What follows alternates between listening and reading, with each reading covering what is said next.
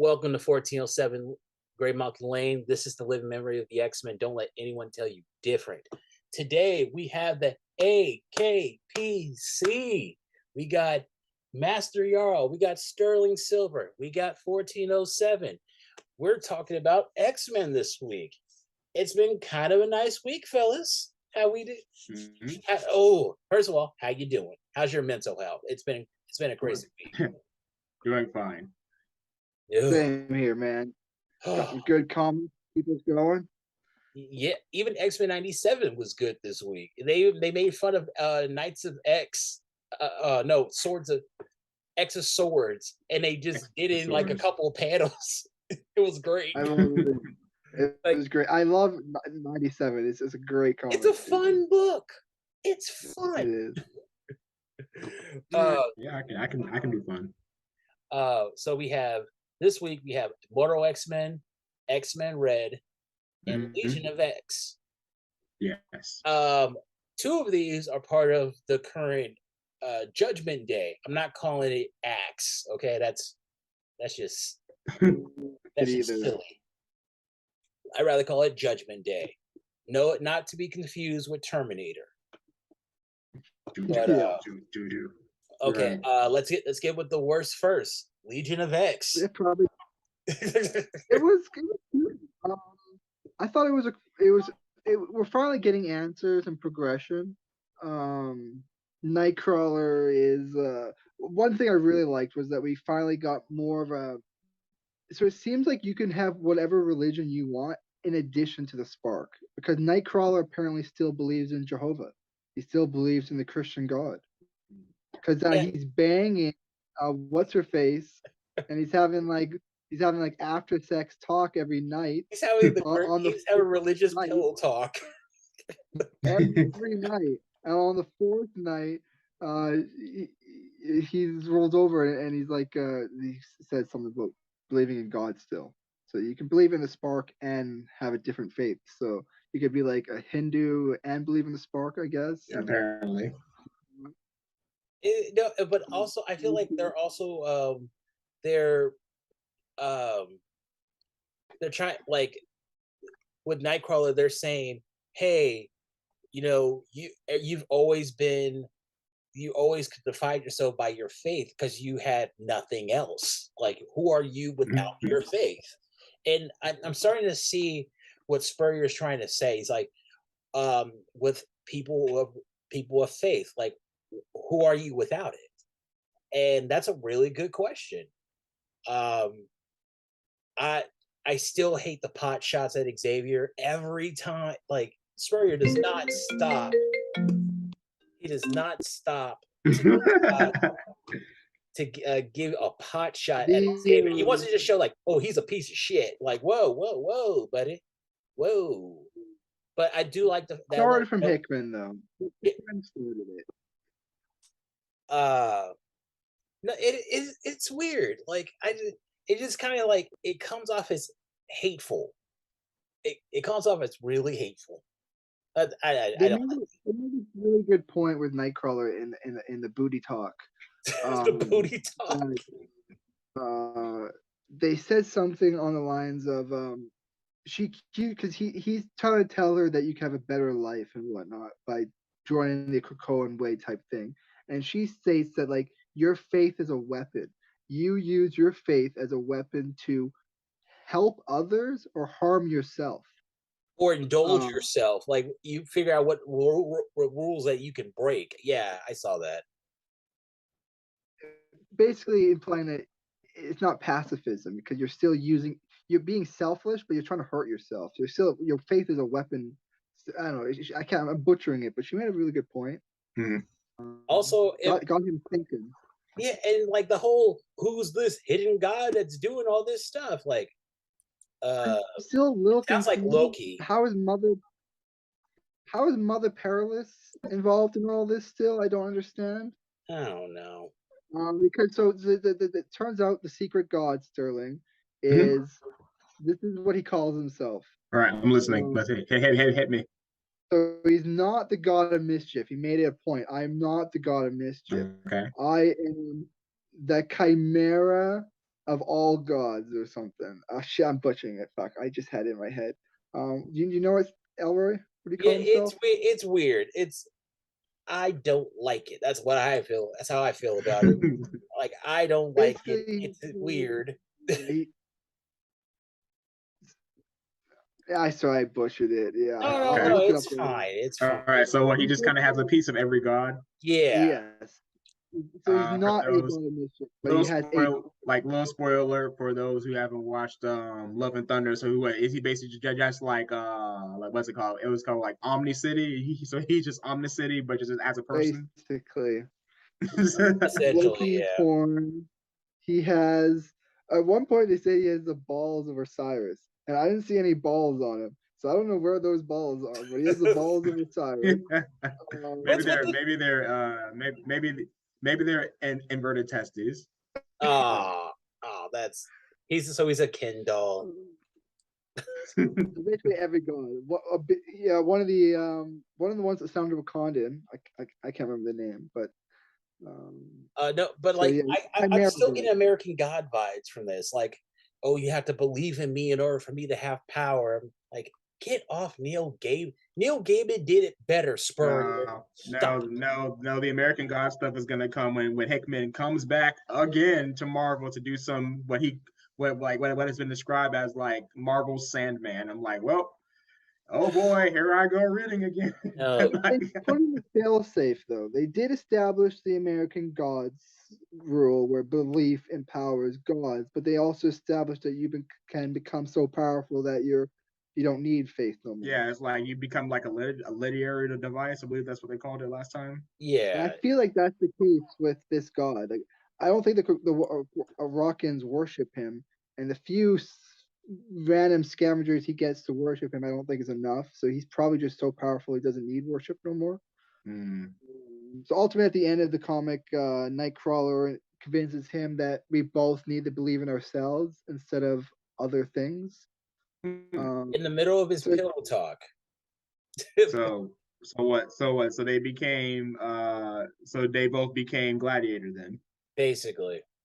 And yeah, it seems like this god might be getting sanctuary on Krakoa, and he has some heralds. Is he One mutant? of the heralds is Banshee. Kinda. It's not really like Maybe. it's or Perilous, or another Perilous is involved too. I don't know. it's know. really confusing.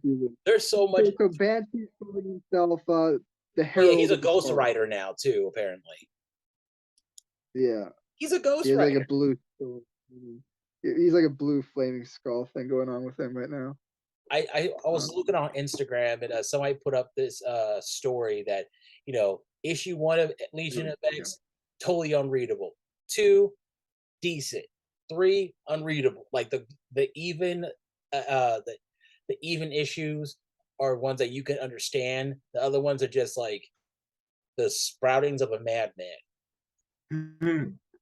This one was good though.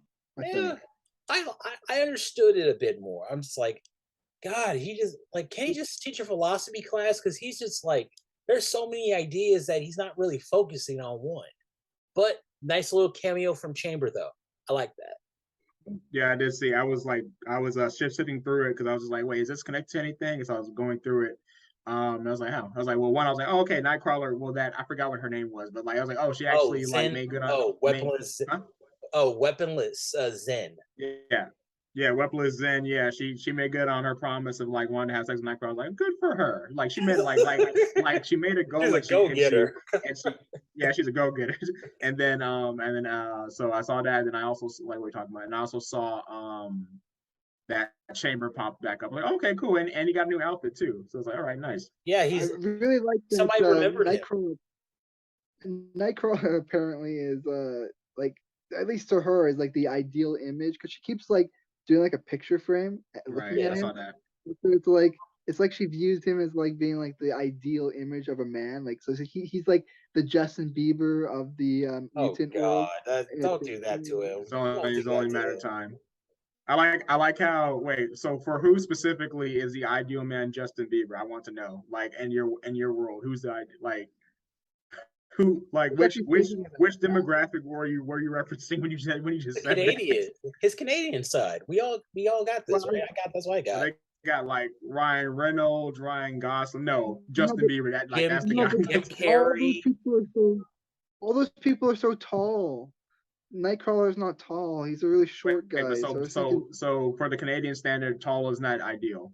Right. no, I was thinking for Nightcrawler. Like if they think that his appearance is the ideal appearance for attraction, I was trying to think of a celebrity that would be our representative of that. But I don't know. That's Okay, fine. I went Justin Bieber. I was just curious. It's just like who is Canada? Like who is Canada's heartthrob? And not if it's Justin Bieber, Justin Bieber. Seth Rogen. I don't know. Oh God. I'm trying to. I'm just trying to think of like Canadians, and now most of them are wrestlers. Michael Cera. That's too mean. Don't do that to him. That's rough, man. Oh God, I can see it. Hey, Guten Tag. I think like I don't want like. Okay, there we go. Oh God, that's so rough. That's Legion of X. Yeah. So if you're So reading let's get to the meat. Let's get to, Yes. We already had the vegetables. Let's get to the ice cream. Immortal X-Men or X-Men Red, because there's a lot. Say Immortal X-Men first. I have more to talk about with X-Men Red than Immortal X-Men. Not saying that's bad, just saying like okay, Immortal X-Men. Yes. Okay, why this issue made Exodus my favorite member of the council. He's the most interesting. They didn't do what I thought they were going to do, though. Yeah, that's true. I can say that too. Yeah, like it wasn't what I expected, but that's not necessarily a bad thing. I mean, like this guy is a knight. Like everybody likes to think, oh, he's some like religious freak, religious zealot, but no, he's a knight with a purpose. He's really close to kind of like the Thor. No, that's what a zealot is, though, because like a zealot, like because he like no matter what, he keeps the thing that I hope we was like I kind of feel like he should have either been in Knights of X or he should have even been in Legion of X. Is that once again, even though I didn't read that, I will take what you guys just told me.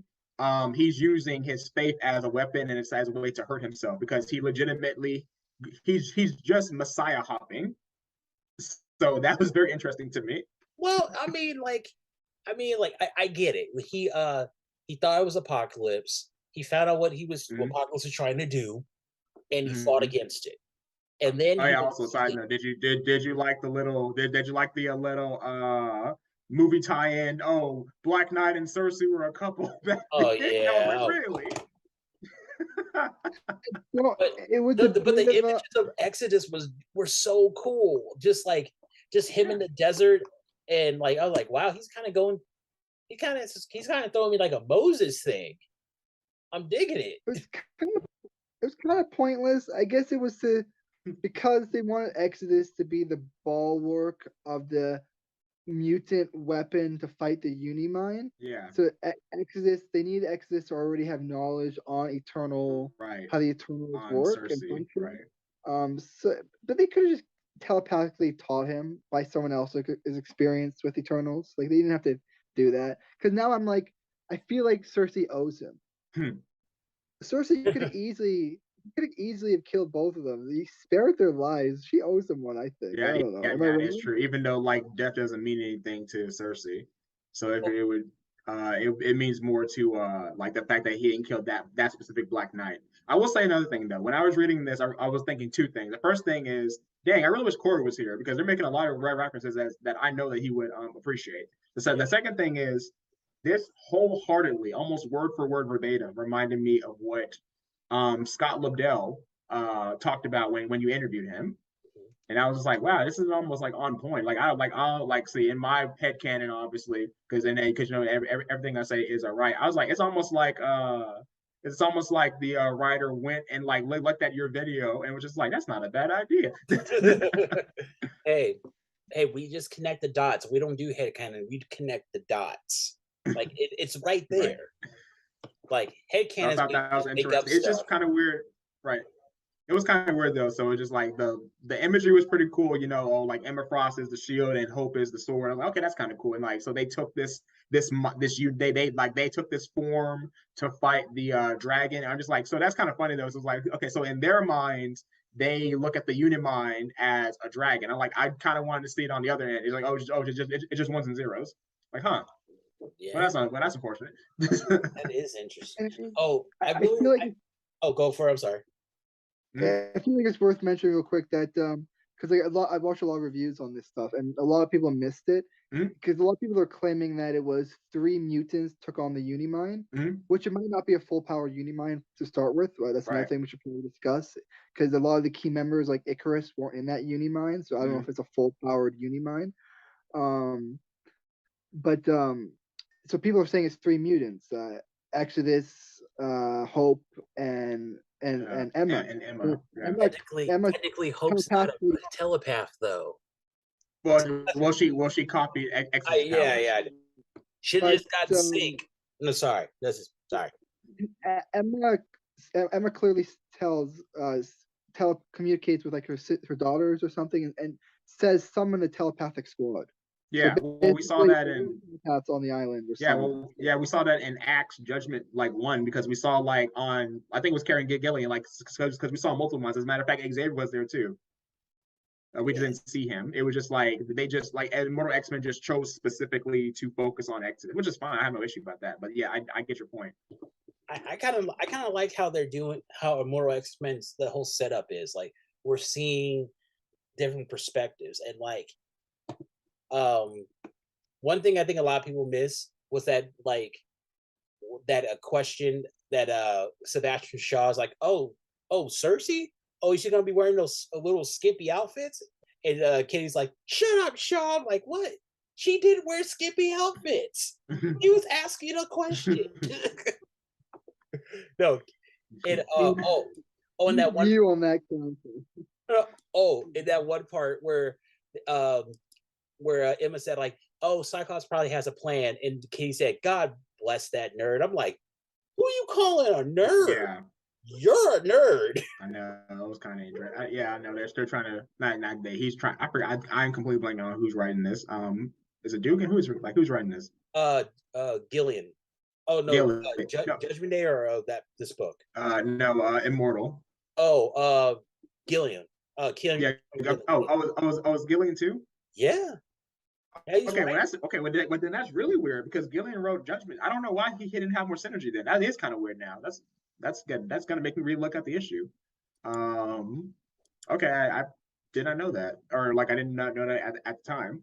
But it's okay. That's why we're here. We connect the dots. I like the little things. Like basically, this was definitely a definitely a love letter to Exodus specifically. Oh yeah, right. We got to get into more stuff. Like there's some other stuff headed. So basically, Exodus saying that the X gene is actually a cross. Yeah, that was cool. Like, I like how that works. Like, I think he froze.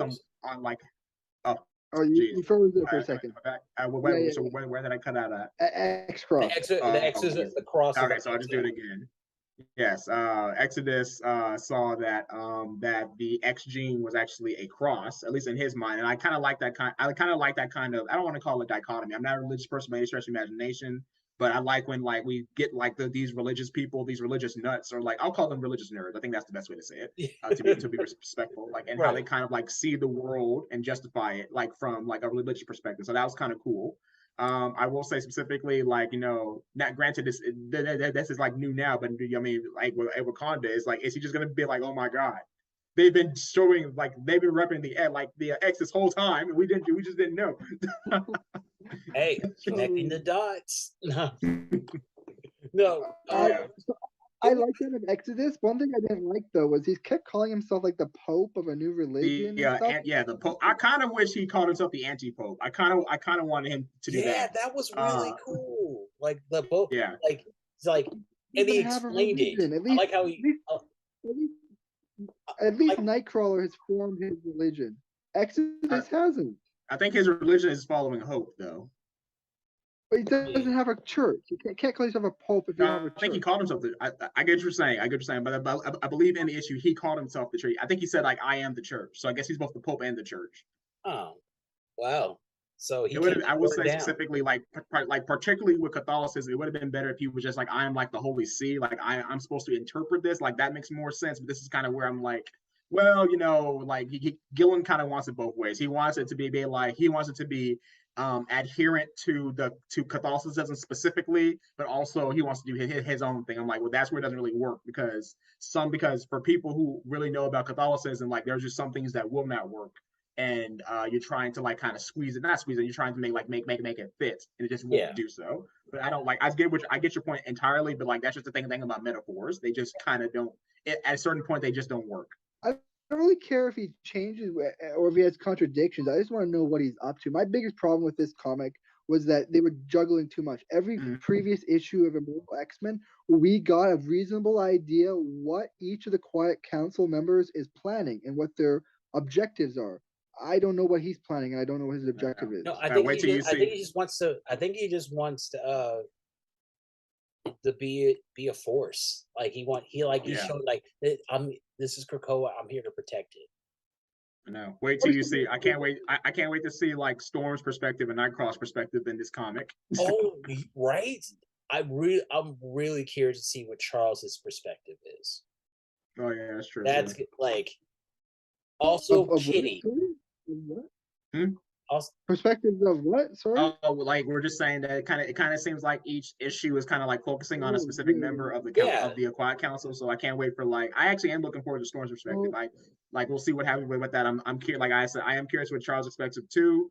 I really wanted. Let's see. Is there anyone like Exodus was very important? Like not important. Like that was very interesting to me because I'm just like I can't say I don't. For me to say I don't like him, it doesn't mean I dislike him. It's just like I just don't have any feelings towards him. But it did get me interested. Right. So I am curious to see like how else they're gonna go with that. Also, this one I'm worried it's setting a bad trend of not getting into too much detail, juggling too much.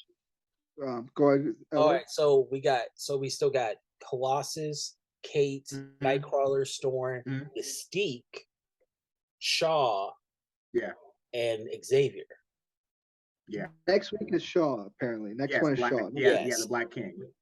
But like we kind of, but I'm ready. I'm ready to see what Shaw. What I want ready to get inside his head a little bit, and like, because we already seen Sinister. He's an asshole. Destiny. She's kind of useless. Like she's kind of like a GPS that keeps on readjusting. Like you go this way, readjust, make a U-turn. And then once you make the Emma Frost was that, the Emma Frost one I feel like was I almost want a second go at that because it was her mindset at a very specific, like it was for the gala. So I feel like the gala took over. I was like, I kind of want her without it being like an event, even though funny enough, like the X's comic was also an event. So I'm like, man. But also I don't like have you guys kind of noticed how they be kind of making Emma seem like she's the patron saint of Krakoa? Like she's doing it for they do. Yeah, they've done that. Yeah, they do that for characters. No. Well, yes, you're right, but I would say particularly the patron saint of like orphans. Yeah, I'm fine with that. They're making the fact that she would do anything for children her one redeeming quality. Yeah, I think. I don't think I don't think they're pushing any other. They're not making her like a nice person to have dinner with or someone who you want to loan money to. But if you're an orphan, she'll loan you money. Which is interesting because funny enough, let's see, I can't say that he's like the patron saint, but like one of the last times I remember Shaw doing something very like interesting, like character wise, it was actually, first of all, it was in New Mutants, and it was when he went to like was it like something, I don't want to say like something Verde for sure, and he was like I'm gonna take it like because he was talking to those twins, those albino twins. And he basically went there and established that you don't mess with the X-Men trading company. And like I just remember that because it seemed like he was doing that because of what happened to the children. So, and also like he was part of Hope's group, the Lights or something, for a minute when he had amnesia or something. That was the Lights. I thought the Lights was like it was Velocidad, Transonic, Ouya, which we haven't seen her in a while. No, Ouya, I believe that she.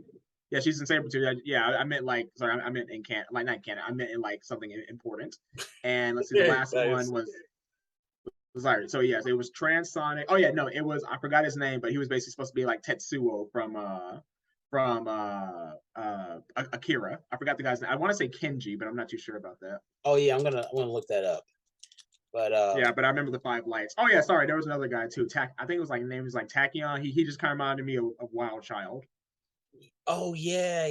Okay. The group was wow, that Yeah, I know. it's just Generation Hope.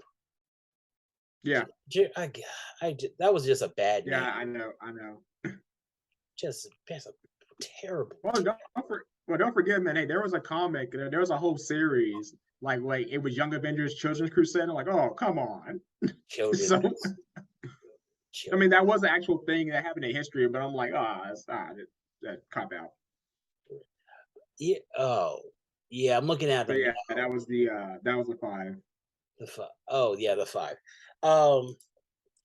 Yeah, I'm excited. Immortal X-Men. Zero. Yeah, that was his name. His name was like his mutant name was Zero. The mutant name. I love that. I love these mutant names. I wish we got a little bit more with the assassin. Yeah. We still have an assassin running around the place who probably didn't leave. It was really throwing me off though, because like I gotta go back and check, but I don't remember Wolverine having that much damage. Like I don't know, like I'm not a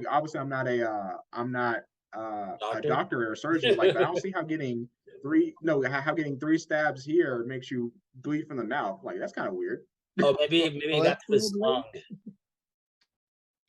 Maybe. He got to his lung. I don't know. I know, but like the lungs here, but he's like, I mean, maybe, but he's like this, but it looks like it's mainly in his shoulder. So it was just throwing me off. Maybe poison.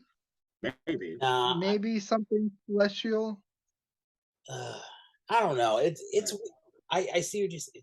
It's weird. I don't know. Yeah. It's just like, and then how Wolverine just kind of like how he explained it, like, I didn't smell you. I smelled the blood. You didn't clean the blade after you killed Egg. Oh my God. Yeah.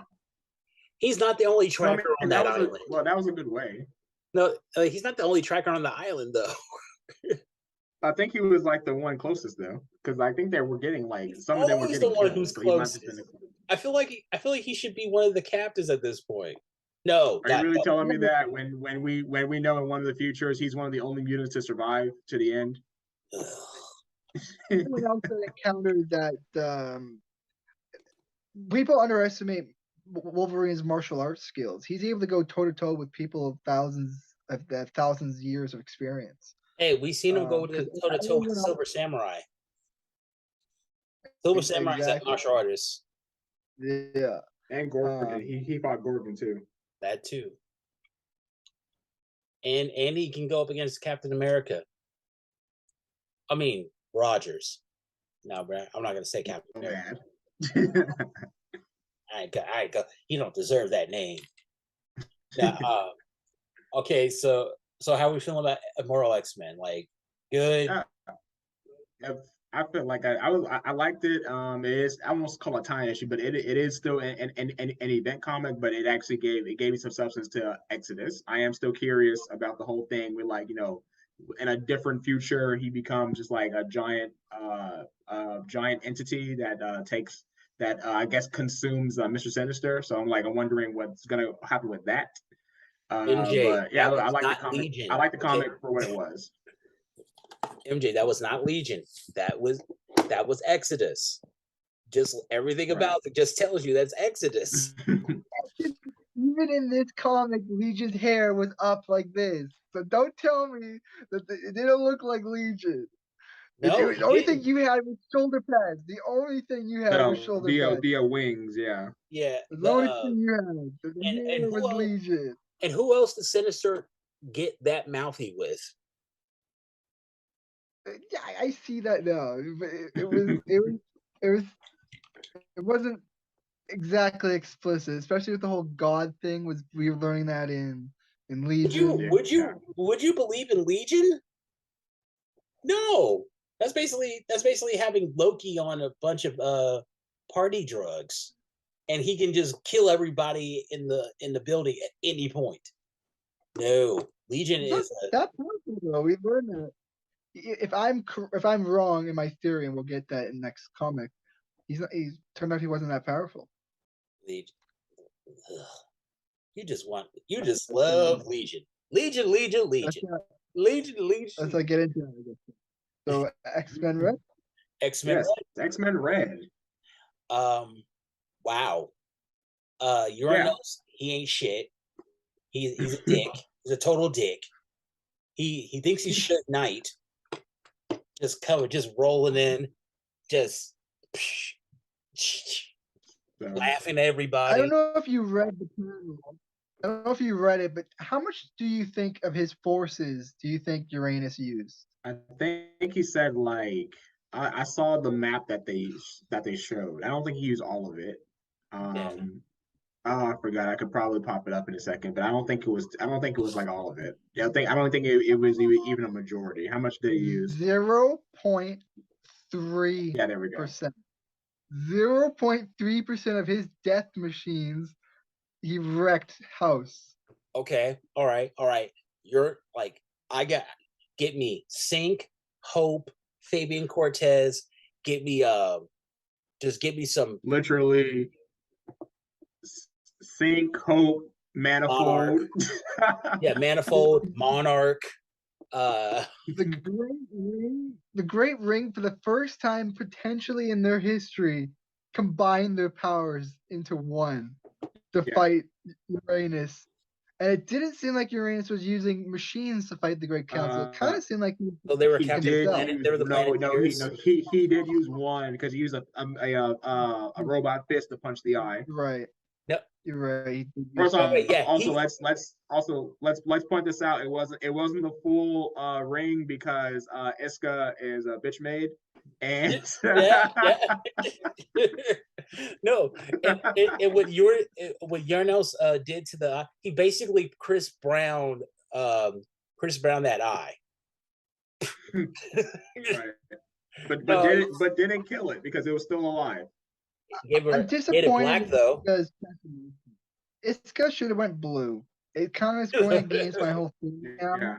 I always thought depending on the people she gets turned to would change her color to symbolize that people, but now it just seems like she reverses colors. She's red skin when she's good, black skin when she's it's even weirder now because like see you said it. It is a thing. It's even weirder now. Yeah, you're gonna get cooked for that. But anyway, it's good. No, that's the name of the tagline. Black skin turn black skin.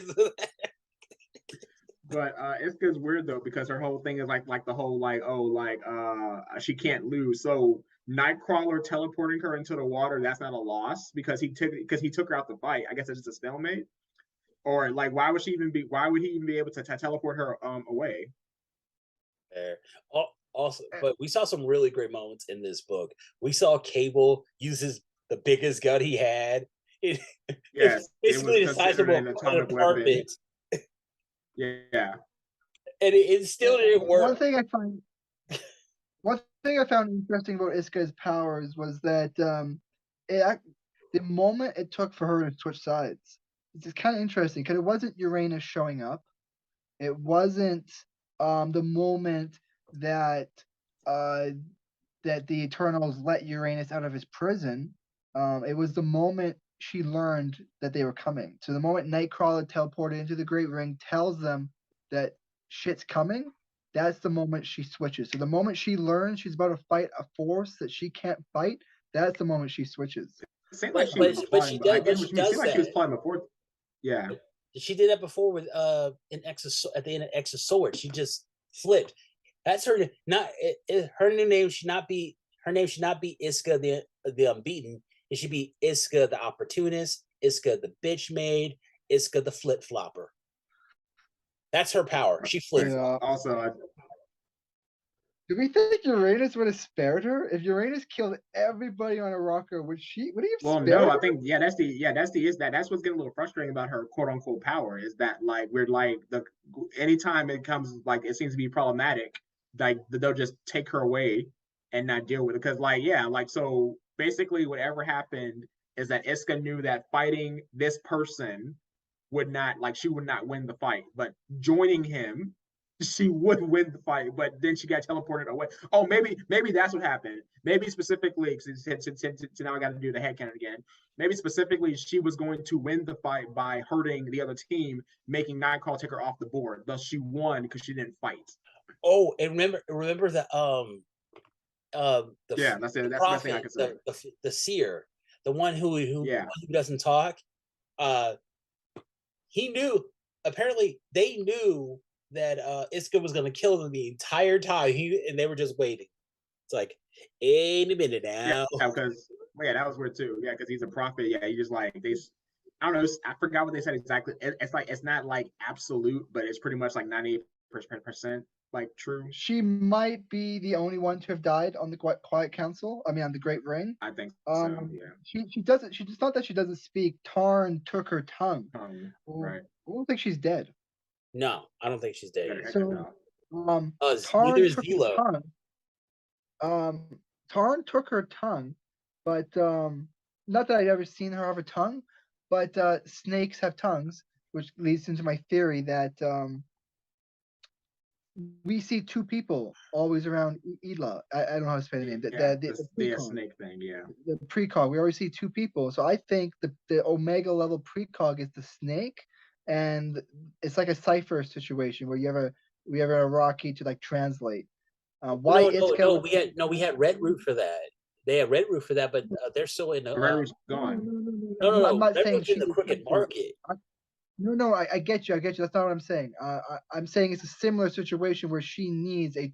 So if the snake is the mutant, she would need a translator to speak Iraqi. Right. So she would have her own Iraqi mutant to translate herself for her. And then Tarn took the snake's tongue, so the snake is even harder to speak or something. Okay, I don't know. That would be interesting. So there's that. I made a joke about this and it turned out to be true. I was like, how funny is it that in X-Men Red number 4, Sunspot was gonna take Wrong Slide to Arakko just for it to get invaded, and then that totally was a panel like Like, we only been here an hour. Like they held the line too. Yes, they said they were. Yeah. They said they held. Oh yeah. Also, what a weird what a weird cameo by a Nova of all people. It's like, oh, that's Well, it's how I don't know if he loves space Marvel, so like But just he like joined Abigail Brand. Yeah, that was crazy. No, but like killed, Nova, just like the cops in a horror movie, was useless. Now, that being said, there's some person I kind of wish was there. I wanted to see them because I know they're somewhat on the planet somehow. I kind of wanted to see Thunderbird. Yeah, true. Oh, yeah. Yeah. There's a few people still, I guess. The Iraqis are picking themselves up. And if I'm right and only 10,000 died, which seems like a really small number. Right. They're still going to pick themselves up from this. So at the end of the issue, we have like the Night Council waking up. Kingfisher. Yeah. Fisher King. Yeah. It's been acknowledged that he is part of the Shadow Council. The Night Council. Night Council. I'm happy about that. Yeah. So now the big question is, how did Magneto survive getting impaled? And I got some theories, but I'm going to say I was a little bit disappointed how that kind of happened, because I kind of wanted Al Ewing to just be like, no, this is happening. This key player's out. How are you going to deal with this?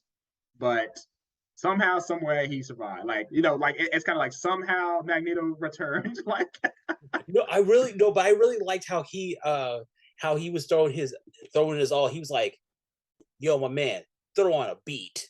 And he just made all that metal like I'm like, oh. Well, it was him and Cable, like they were using mutant technology to take it like together. Right. Yeah. It was good. Magneto, so it could be simply that Magneto kept himself alive using that's one theory going around, blurred without fear. That's what he believes, is that he was creating like a electromagnetic heart from himself. Like a pacemaker? I'm thinking maybe the Kingfisher guy maybe has something to do with it. Right. or maybe he just moved his organ, like, because he can control, because Magneto can control blood, like, so maybe he just moved the organs that he needed to away. But I think specific, I don't know. I gotta go back and look. I don't know if like the guy actually took his heart out, or if he just like punched him and then just like took it out, or took his fist out. I have to go back and see. It's I'm gonna have to do that too. The It's Rockies imply that they have a crazy. healer. They imply that they have a really good healer because the one of the craziest ones that Uranus let live is the eye girl. Yeah, He just poked a hole in her eye and then yeah, let pretty her much. around. Yeah, pretty much Um, from not double tapping is what's going to like be the end of of Uranus. It's because he didn't check his work. He didn't double check his work. He didn't do spell check. he's like, I don't. He's like, 100%. he's like, one take. I don't need it. I don't need anything else. It actually stems to my theory that I was going to reference before we started, but I stopped myself. So I have a theory that Uranus isn't loyal to the Eternals, and so in 20 minutes he defeated everybody. Everything was defeated in 20 minutes. We then get a panel where we were told he just kills everything within a 50-mile radius. So I'm led to believe he walked in a circle for 40 minutes. No. Or maybe his machines he did that. He took a walk. Machines did that, but not Uranus. Uranus didn't sit on the ground for 40 minutes. He didn't walk in a circle for 40 minutes. He went and did something for those 40 minutes. They made it very clear to tell us timeline what he was up to in his 40 minutes of missing time. He went and I think he heard Legion told him something, and then that's what he went and did. Maybe that would explain I don't know, because the way I have to go back and read it again. So yeah, I have to do it like because the way that is true. Like it didn't show us him actually fighting, but it's the way he said that. It seemed like he actually did fight. Legion. I wanted to get into for one, the Eternal Machine. You can't be disloyal. The moment you're disloyal, the Eternal Machine kills your brain. Yeah. So if the moment Uranus turns against the Prime Eternal, the Eternal Machine will shut off. Unless you have one of the most powerful telepathic people on the planet, or like, on that planet. And yeah, because specifically what I liked about it is that Legion said outside, and he just meant, so I guess he just meant like in space. Oh no. They left the Earth. Maybe they left the Earth. You're right about that. Yeah. They could have left. Eternal Machine seems like it can scan the entire solar system. No, I think they went to the astral plane, and in the astral plane, the Eternal Machine. We learned in Legion of X, the astral plane is telepathically protected. So I think they went there, they had a conversation, then Legion took the memories from him. So then when he returns, the Eternal Machine doesn't scan his memories and be like, you betrayed us. I kill you now. No, it just in that one part with Legion, it really looked like he was going to be Trunks. Like, Trunks against Cell. But it did not work. It did work. Yeah, but there was no damage to him. Even the eyeball dude did damage to Uranus. Yeah, and I'm supposed to believe Legion didn't do anything to Uranos. No, but even Eyeball did damage. I'm supposed to believe Eyeball did damage to Uranus, but Legion didn't? No way. We don't know what that. Yeah, well, we don't know exactly what Legion did, so that's the big issue. So maybe Legion tried something that just wasn't effective against him. Maybe he tried talking him down or something, and then got stabbed in the back. But like, they didn't fight. That's what I know for sure, because he would have done at least some damage. He would have at least took one drop of blood, whereas could Eyeball. That would have been, yeah. But you know what? So they might as well just do all the hits. And when he comes back, you just see like a little bit of blood. He just goes, all that for a drop of blood. Like you might as well just keep using the lines.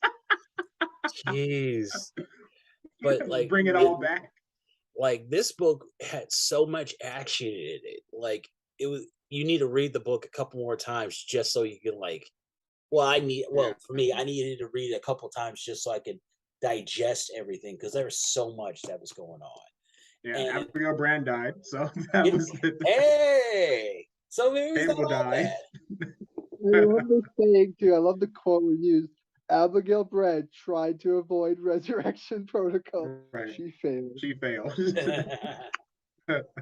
Troller. I don't know why she didn't have teleportation device on her at the time. Actually, think about that though. This means they scanned her mind and they know what she's planning. She might have a backup somewhere. No, Yeah, she might have. I think like in one of the I think in Sword, I think they established that she has like backups for herself that she uploads. Something like that, or either that, or she has like a secret log that will remind her of what she's doing. Okay. I think they have.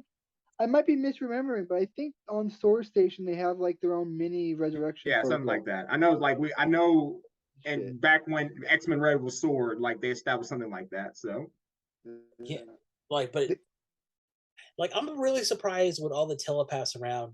No one has read her mind, and just to I mean, it's Abigail Brand. She might She have has secrets dampeners. on secrets on secrets. You wouldn't like.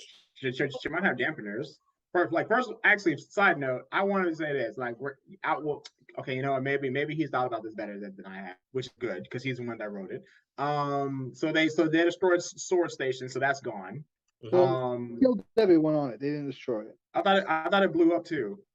They made it clear that they just killed all life on it. Yeah, that it was like that was good though, because that's good for them. Well, that's good for that's good for Uranos, because guess who would have been probably a great, even though he's not a mega level, who would have been a great counter for Uranos? Who? WizKid. Oh yeah, I didn't even think about him. No one does. Forge too, though. Mm-hmm. Forge too, though. Forge is a mega Forge techno. I hate that one. Technopathic or whatever. Techno. It controls technology. Time. No, Forge is no. Forge is not a technopath. Like Madison Jeffries says, like Forge, like he makes like machines. So he's like he uses like kinetic energy to like turn a machine to turn like, so he turns kinetic energy into weapons, but he's not a technopath. I know it's kind of confusing. Like his power was one of the most confusing powers that ever got to like that I ever read. Like it took me years to like appreciate his power because I just couldn't grasp it. Like he's somebody who would be great on a road trip. Like if your engine falls down, like breaks down, you're with Forge, he'll fix it up. It would, but that's even weird too, because like Forge, he can make something, but then not know what it does. So he'll have to break it down again just to figure out what it does. Like it's a really weird power. It's really weird. Can he hack though? Can he? Oh, Sage can hack. No, but he can Forge, like it does his power work where if he touches the technology, he can kind of like become its master at all. No, he's not a technopath. At least to my understanding, he's not a technopath. Like he just takes kinetic energy and he's able to like make it mechanical and like build stuff. But Trinary can. Yeah, Trinary too. I don't know what Trinary. I did see Trinary one time, like somewhere. It might have been an X-Men. It might have been a Legion of X, but we can forget about Trinity. We don't. I'm trying to bring her up every episode. It would take it to a mega level to take on Uranus's control. Sorry, I'm sorry. The way you said that. It will take him a mega level for that. Oh, yes, he will. Oh, wow. I'm not saying it any different way. That's how you pronounce the gas giant. I thought it was Uranos, but it has an O. Uranos, yeah. Uranos. It's not Uranus. It's Uranos. It's kind of like how it's Thena, not Athena. You know. Right. No, but like the way I always say Uranos. Uranos. No, so now it sounds like you're trying to say urinal. No, Uranos. Like Uranos. Oh, well, yeah. Oh, wow, it does sound like urinals. Yeah. Anyway, I meant can't get away from your nose. Yeah. Just can't get away from the toilet humor. I don't mean. I'm trying, okay. Yeah, let me see his power. Forges? Yeah. Oh, yeah. I'm trying to see. It just says okay. So it just says intuitive genius, superhuman intuitive talent for inventing mechanical devices. His main ability functions as perception, as he possesses the ability to visually perceive mechanical energy, the kinetic energy and potential energy present in the components of mechanical systems and action. I'm going to keep reading. Nope, there's nothing. Sorry, I'm on the Wikipedia for it. I'm on the Marvel database for him, but there's nothing that says that he can actually he's not a technopath though.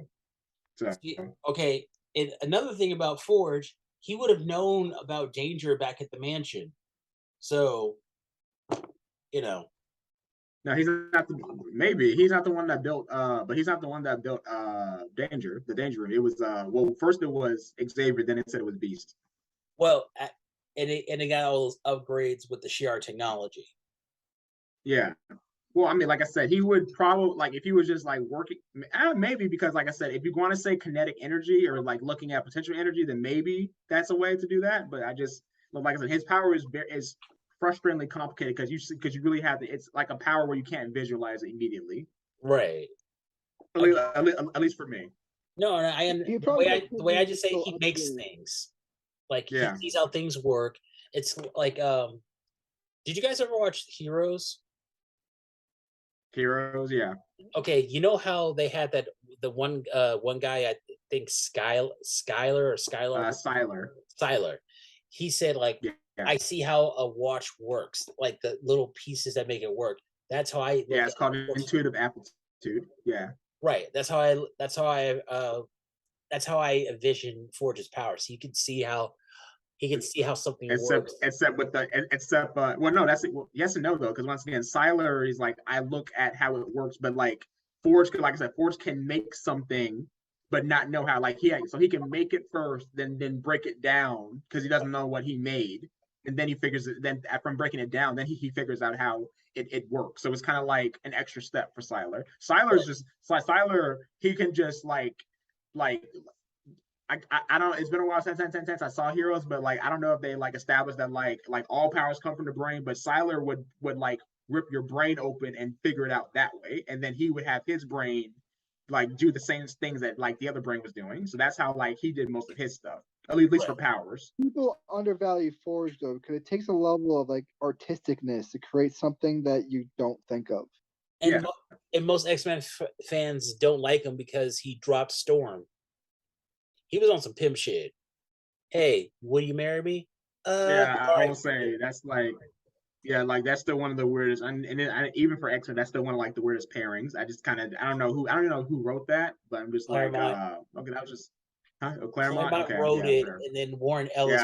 No offense, and I mean this in the most respectful way possible, but Claremont is not infallible, and like the Storm Forge relationship is a prime example. Like what he said about Wolverine. He said that Wolverine and Jean are soulmates. Like Wolverine is in love with Mariko, Jean is passionately in love with Scott, but they can only be together like 150 years because Wolverine will he'll outlive Mariko, and Jean will outlive Cyclops. Like, how would Jean outlive Cyclops? That's the Phoenix. Yeah. Like if you're using it, like the Phoenix is not Jean. That's the biggest like gripe I have with people. Like she's not. They are two different things. Talk to Grant Morrison. He said like I was always the Phoenix. I will talk to Grant Morrison. As a matter of fact, Grant Morrison, I like if I ever talk to Grant Morrison, I'll tell them specifically, hey, how they work out with Zorn? Oh yeah, you mean that character that wasn't supposed to be a character, but now they're a character? The Phoenix burns out all of its hosts eventually, but I can imagine you can live probably up to 1,000 years. Scott is still the best host for the Phoenix, though. That's true. No one ever wants to give him his credit. He may be best, but he still went crazy. Like, I'll give you best, but they all go crazy. No. MJ, I could going crazy right now. MJ, I'm not reading Avengers, so. MJ, you're my friend, but I'm gonna say you are lying. Shut your face, because remember, no, with respect. Remember, Cyclops didn't go crazy. He was pushed. He got all that aggravated assault from Xavier.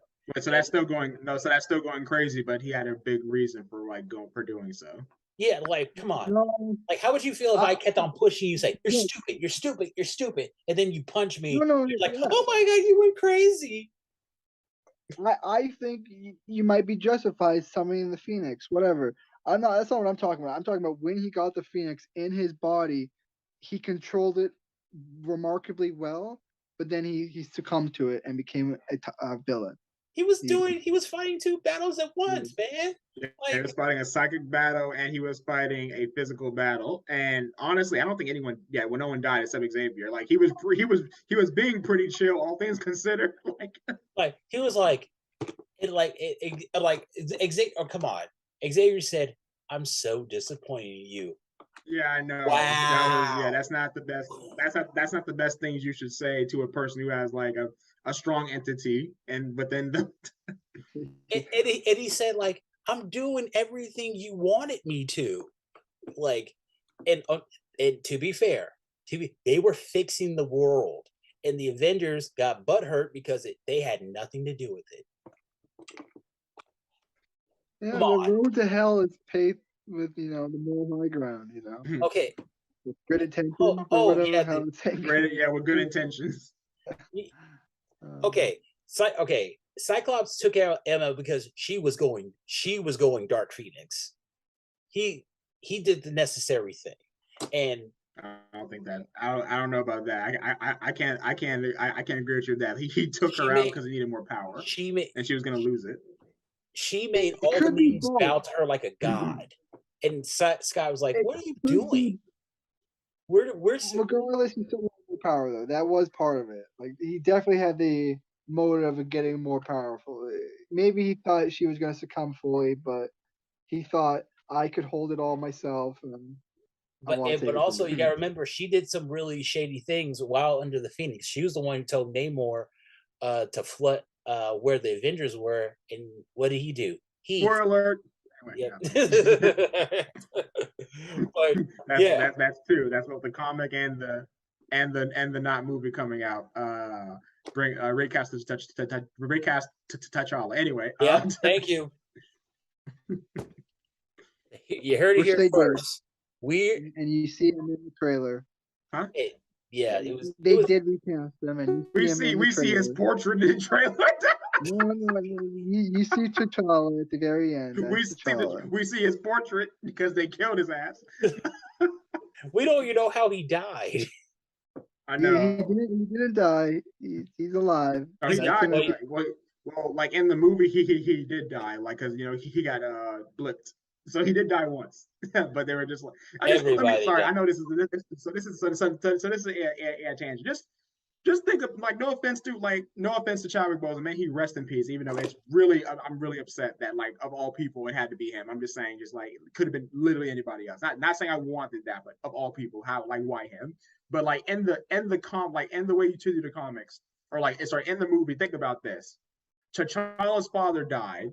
No, excuse me. So first off, T'Challa killed his T'Chaka killed his brother Nunjobu, and then T'Chaka gets assassinated by Zemo, and then T'Challa almost dies by Killmonger, and then he comes back just to get dusted, and now in the movie, now more than likely he is just dead. And I'm just like, you gotta be so you gotta think he's only been like what? He's only been king for maybe 3 years, because the blip, it would have been 8 with the blip, but he was gone for 5 years. So I'm just like, he's only been king for like 3 years, and you as a company with like the only, and I'm gonna be like with like the only leading, at that time the only leading like male black character, because we did not because we had Falcon, but he was not leading at that time. We got War Machine, but he's not going leading. to kill him off, right? Because the actor died.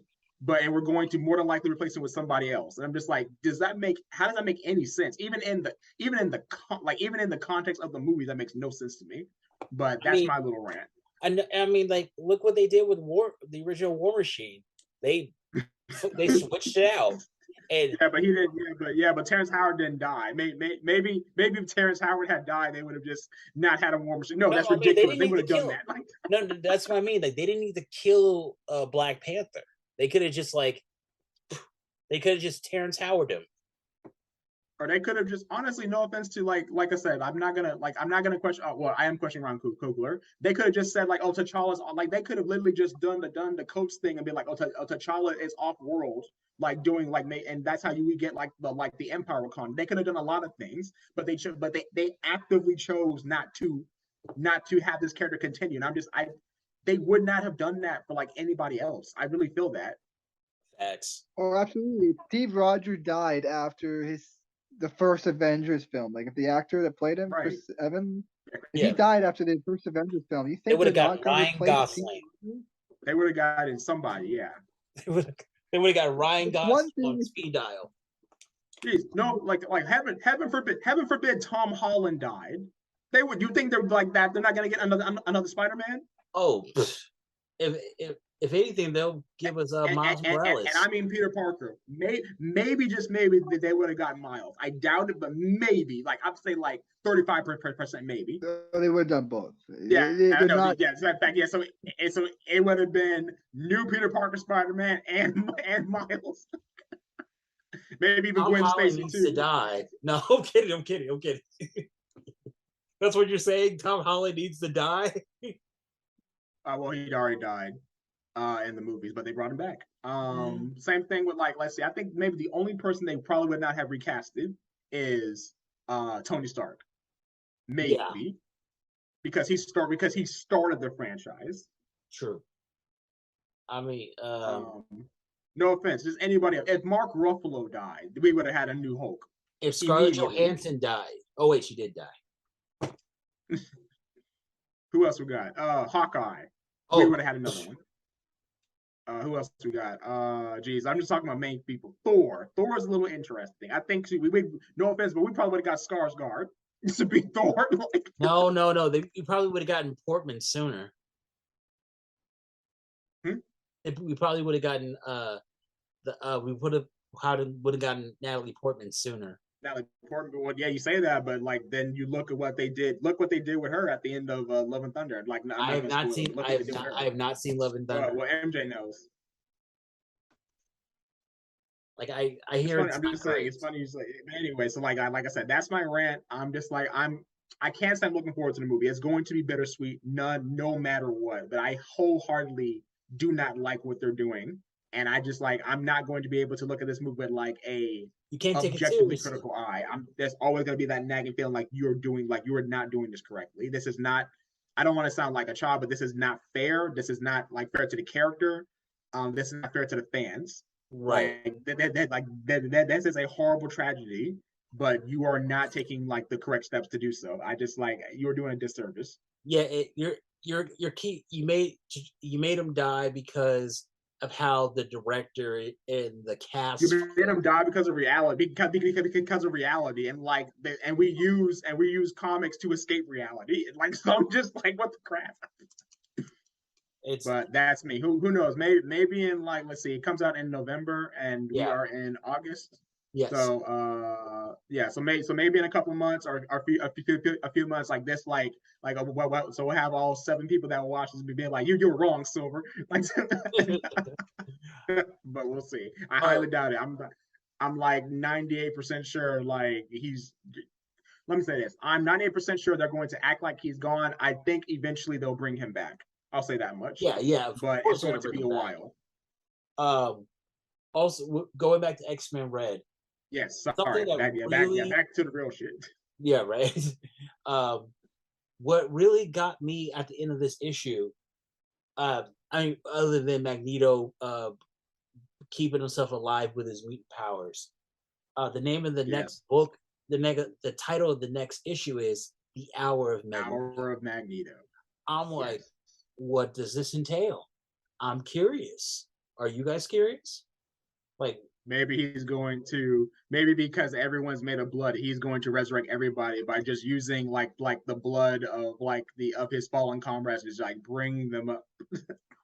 Well, I think he has 1 hour type thing, like maybe like because I don't know if he can keep himself alive forever. If he is keeping himself alive by himself and it's not Kingfisher doing this or something, he probably can't sustain himself forever. So he needs to get his heart repaired. That leads into one theory I have is that what is the Kingfisher's power? So he calls himself weaponless, but we know that doesn't mean you don't have a power. Maybe, you're right. Maybe it's not, instead of a weapon, he has like just like his thing is resurrection or something like that. So it's not like a weapon, but it is a tool. Yeah, or time travel. I'm thinking time travel. I'm thinking maybe he can reverse time, and because like the idea is that maybe the Night Council has a failsafe for if they ever lose, they can just go back an hour. I'm sorry. I'm going through this book again right now. You're good, man. Just also, side note, let's point out that Storm's in her new outfit, and doesn't do anything. I don't know what she's doing. Hey, Maybe she Storm. fights the kaiju. Storm is doing what Storm does, looking good. She could fight the eternal kaijus that are showing up. I mean, what's she gonna do? I can't wait to see. Yeah, What's I she can't gonna wait do? to see what they do with Storm. What's she gonna do? Just Throw see dust at him? Maybe. You know what? I wouldn't mind if they use this time to bring back what's her name? Xavier's daughter. Oh, Xandra. Oh yeah, Yeah. So what if Xandra plays a part in this? Cyclops hey, intergalactic war. I'm with it. Cyclops can't have protocols for this. No nerd could have a protocol for I don't know, man. giant. Cyclops had a protocol for kaiju, so like, hey, you know what? Like, and he was snarky, and it's like if you like, tell the person to remove you as leader because if you don't know the difference between a sentinel and a kaiju, right? He probably should know the existence of Uranos and have maybe made a protocol against him.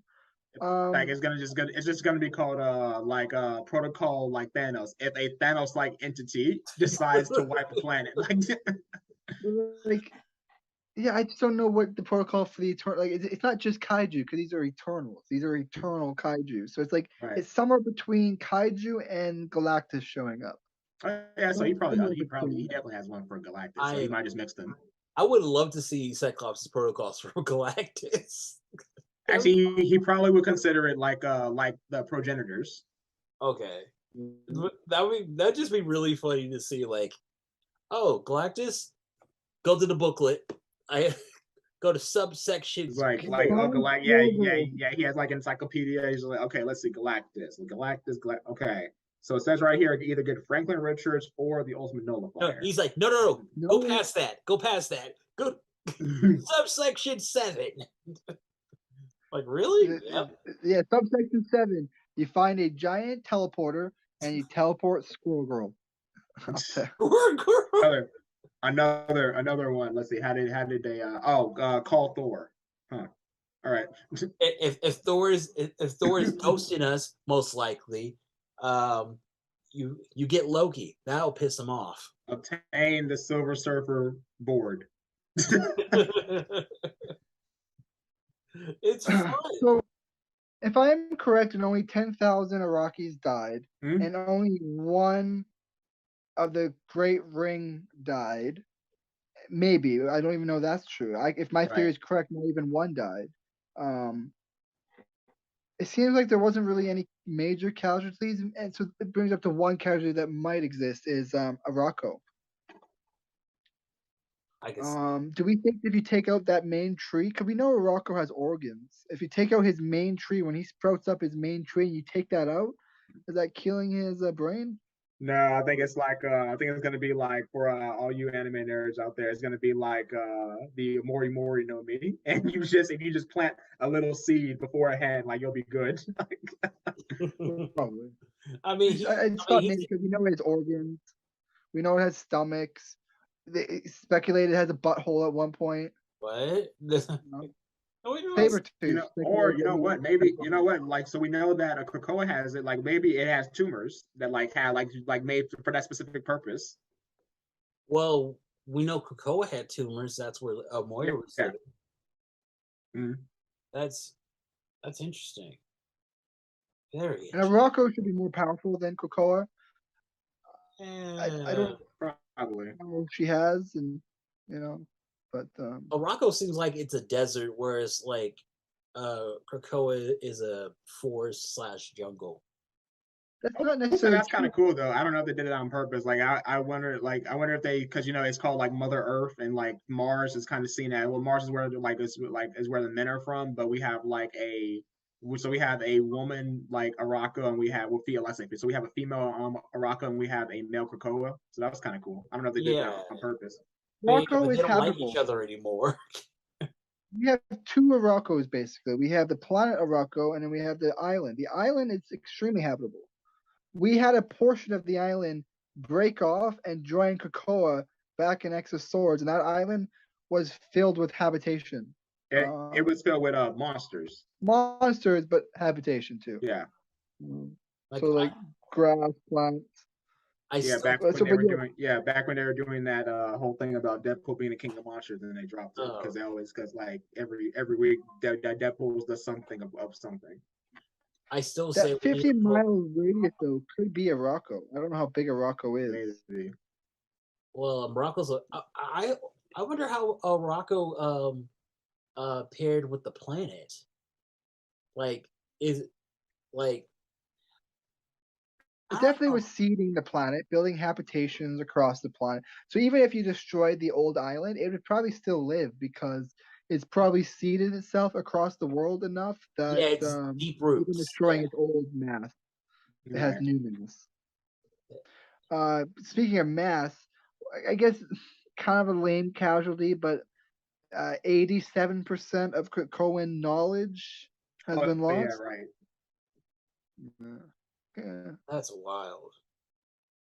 That is it's just like, but so what was your favorite book this week? This week? Yeah, this week. No, X-Men Red. Yeah, Immortal X-Men was fine, but X-Men Red was. Yeah. I'll say the same. Yeah, I'll say I like X-Men Red a lot. I just, like I said, I'm calling a little bit of a cop out because of what happened with Magneto, but like just for the issue, like not for the story, just for the issue. For the issue, I'm just like, nah, you gotta explain that shit, dude. Like it should have been in that issue, but like if we get issue 6 and they go like, oh, we had this the whole time, like okay. But for the issue itself, once again, because I'm going back to X-Men Red #3, which is the perfect issue, I'm like, this is the standard. If you can't do this, I'm judging you. Yeah, I'm with Immortal X-Men. Like Exodus just brought kill it. Like Kieran Gillen came to play. He knows what he's doing with these books. Every issue is different. And it made me feel some type of way about each character. Like I said, Sinister's an asshole.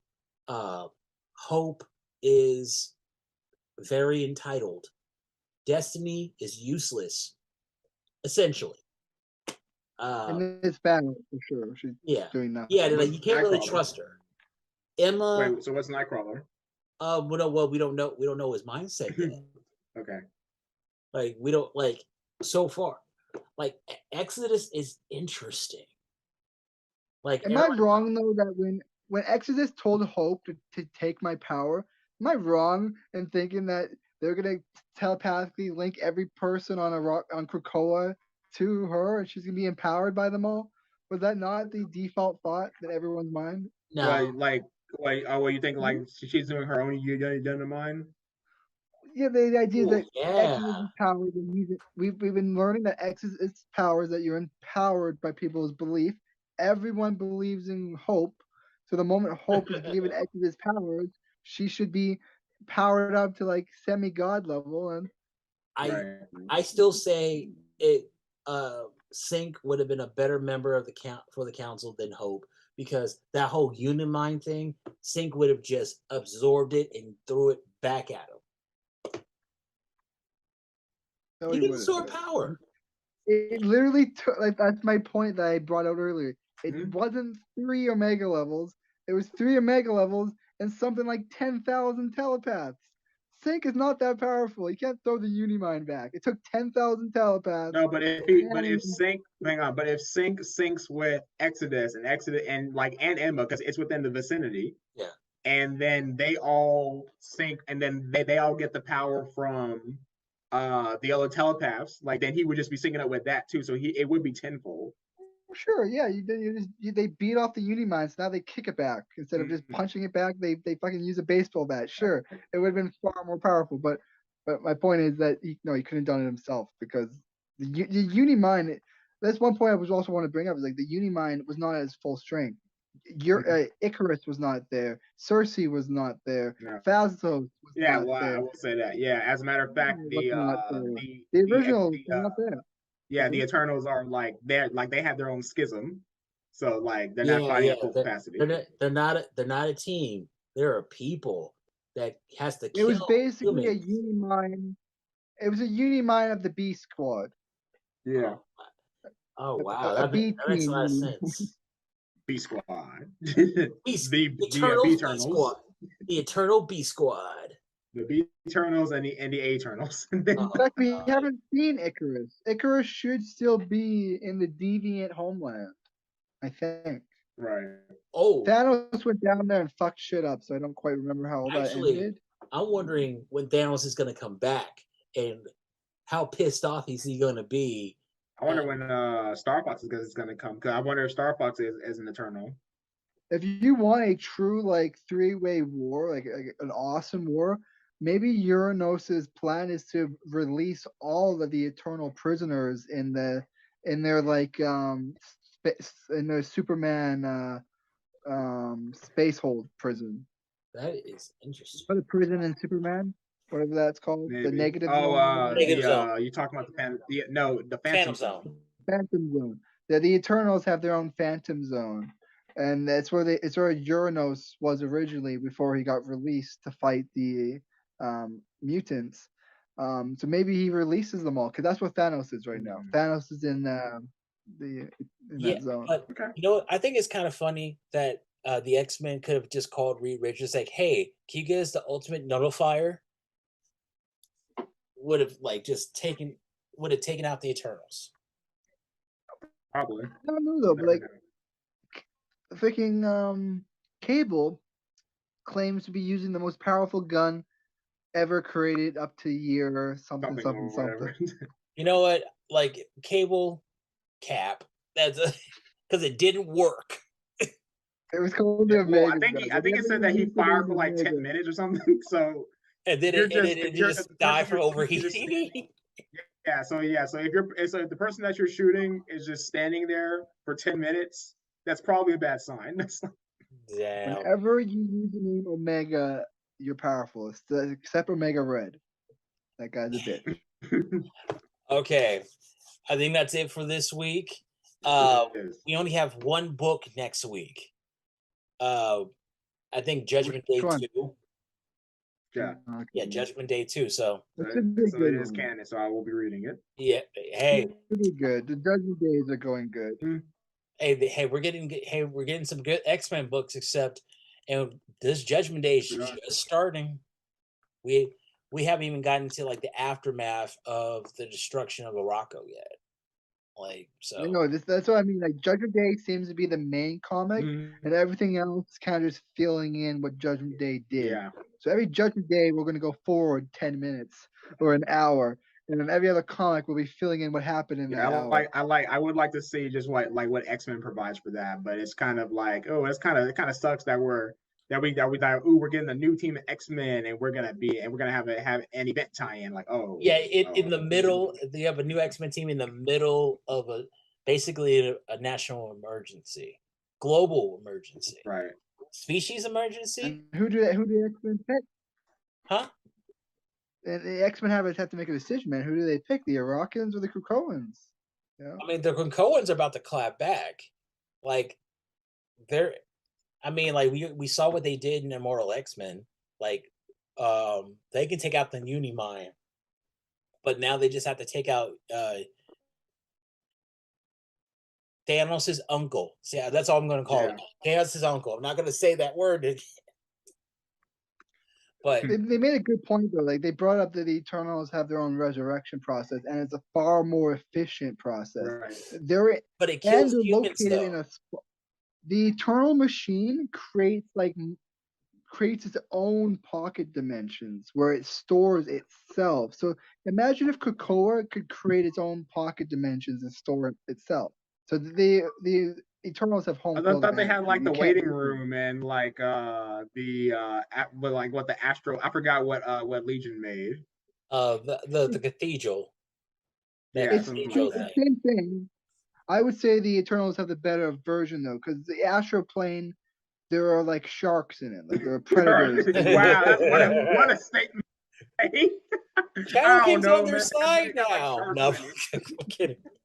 All right. But it doesn't seem like there's in a pocket dimension you create there's a predator. Yeah, we can end this now. Yeah, all right. The AKPC wrapping up. Master Jarl, Sterling Silver on 1407. We connect the dots so you don't have to. We don't use headcanon because we use our minds. Not like that. But we'll see you next week. Yeah.